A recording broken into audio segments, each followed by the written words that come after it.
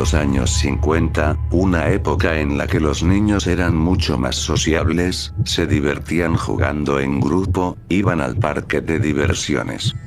Fue en una zona rural de los Estados Unidos donde se montó uno de estos parques y ahí empezaron a reunirse los pequeños de los pueblos cercanos. El parque colindaba con un bosque, este lugar era muy sugestivo en verano cuando el suelo y los caminos se llenaban de hojas secas y el entorno se teñía de los típicos colores otoñales. Los niños iban a los columpios, jugaban con las ruedas, se lanzaban de los toboganes, pero lo que más les gustaba a todos era el tren con cara de payaso. Apenas era un tren pequeño que partía despacio y aumentaba su velocidad poco a poco. Con un estrépito que daba alegría con solo escucharlo, en su recorrido el tren cruzaba una cueva bastante larga con forma de casa y que era como un túnel oscuro antes de que el tren saliera por el otro extremo con los niños que gritaban de alegría. Aquella era la estrella del parque, el tren con cara de payaso. Ahora el parque era un lugar en el que era muy difícil lastimarse, incluso con el tren nunca había pasado nada, aunque por supuesto el funcionamiento era bastante primitivo. De hecho, los gases que expulsaba la chimenea eran tóxicos, pero esto no era algo que importara. En aquel entonces era impensable, aparte el escape del tren no intoxicaba a nadie porque estaba al aire libre. El problema era que muchos niños frecuentaban casi a diario.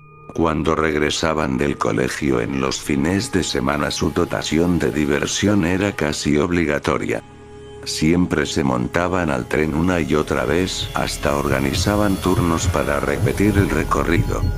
De esta manera se empezaron a exponer a los gases venenosos con el consentimiento de los padres, quienes ignoraban el peligro que corrían los pequeños. Todos se reían y se divertían, tanto los niños como los adultos se lo pasaban muy bien. Un mal día el tren se estropeó lleno de niños, con la chimenea echando humo. El tren se detuvo justamente dentro del túnel. Los chiquillos se veían y gritaban contentos ignorando lo que les esperaba, además ahí adentro estaba oscuro y pobre del cobarde que se le ocurriera escapar, aquello era lo más emocionante, como cuando se va la luz en casa y uno es niño. Se rieron. Hasta que la risa comenzó a apagarse lentamente. Pasaron un par de horas y una madre llegó aterrorizada al parque, no porque fuera hora de buscar a su hija, sino porque unos niños impulsados por el instinto que les hizo presentir el peligro, habían hecho lo que sus compañeros les habían prohibido, escaparse del túnel. Avisaron a los adultos y esta madre fue la primera en acudir a este lugar. Trajeron linternas, pero cuando el primer hombre entró en la galería empezó a toser compulsivamente. En ese mismo instante el terror se apoderó de todos los adultos que estaban presentes porque entendieron lo que había ocurrido. El gas de la chimenea del tren había asfixiado a los niños. Llegó la policía, que por fin pudo acercarse al tren. Los niños se habían quedado dormidos dentro del túnel, las caras lípidas pero con una expresión tranquila. El aire vespertino se llenó de llantos y gritos de dolor.